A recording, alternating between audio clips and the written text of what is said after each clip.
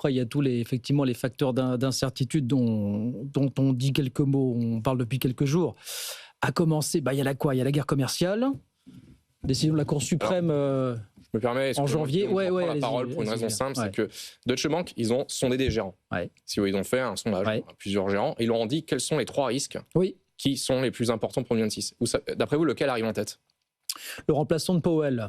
Et c'est le deuxième. C'est le deuxième. Alors le premier. Il fait 3 accommodantes, c'est ce que vous dites, c'est le deuxième. Mais il y en a un qui arrive devant, largement.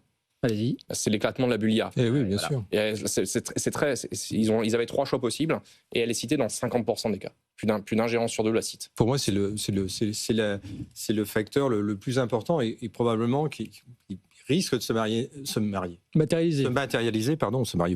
matérialiser sur l'année 2026 avec OpenAI qui éventuellement s'introduira pas.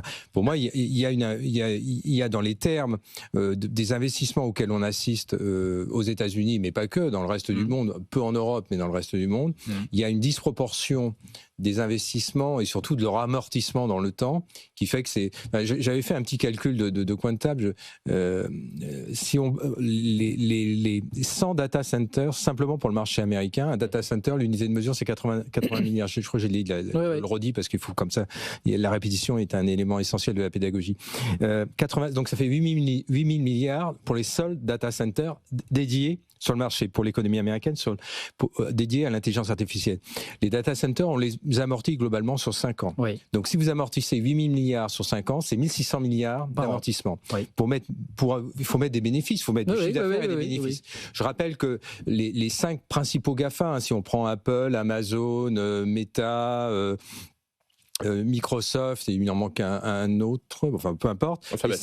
Pardon ? Alphabet, bien sûr, Alphabet. Et le plus important, Alphabet, leur chiffre d'affaires actuellement consolidé, de ces 5 gros, c'est gigantesque, ça doit être de l'ordre de 3 500 milliards. Leur excédent brut d'exploitation après amortissement en 2027 sera de l'ordre de 730 milliards. Donc on est très loin. 730 milliards, 1 600 milliards d'amortissement. Donc pour moi, ça ne passe pas. Donc à un moment, il y a une opération, il y a quelque chose.